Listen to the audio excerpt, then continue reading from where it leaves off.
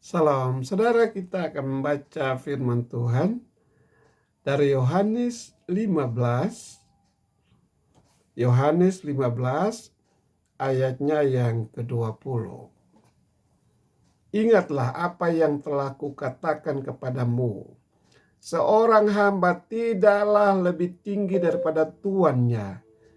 Jikalau mereka telah menganiaya aku, mereka juga akan menganiaya kamu. Jikalau mereka telah menuruti firman-Ku, mereka juga akan menuruti perkataanmu. Demikian saudara,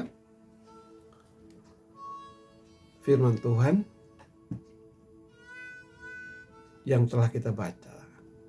Seorang hamba tidak lebih tinggi dari tuannya.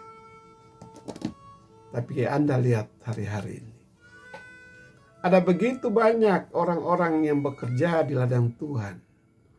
Para pemimpin gereja, para pengkhotbah, terutama pengkhotbah teologi kemakmuran. Mereka memamerkan mobil mewah, rumah besar, barang branded, liburan yang mewah ke luar negeri, kemana-mana. Dan jemaat yang polos dengan lugunya berkata, mereka sedang menikmati berkat Tuhan. Ya, itu katanya saudara. Mari kita flashback ke 2000 tahun yang lalu ketika Yesus datang ke dunia untuk menembus manusia.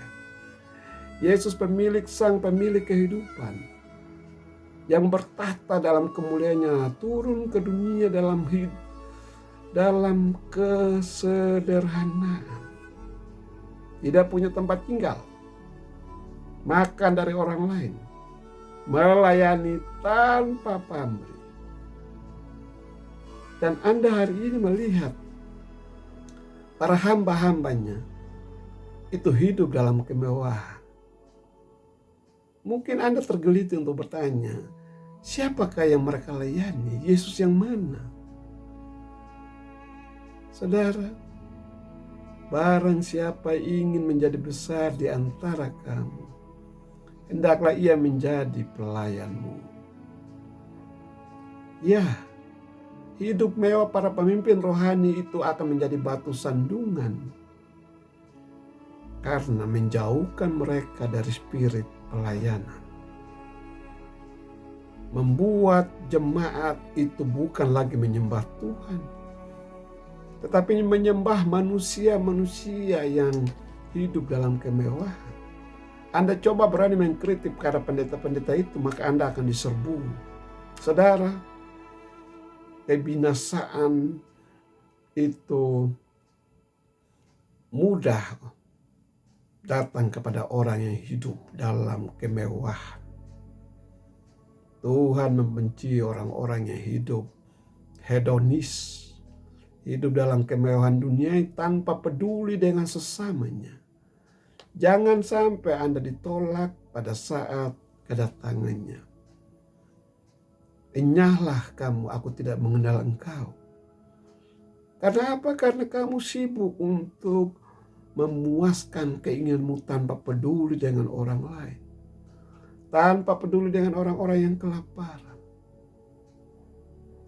Ya, berkat Tuhan itu ada. Tetapi berkat Tuhan itu tidak membuat Anda untuk hidup dalam kemewahan dunia tanpa peduli dengan orang lain.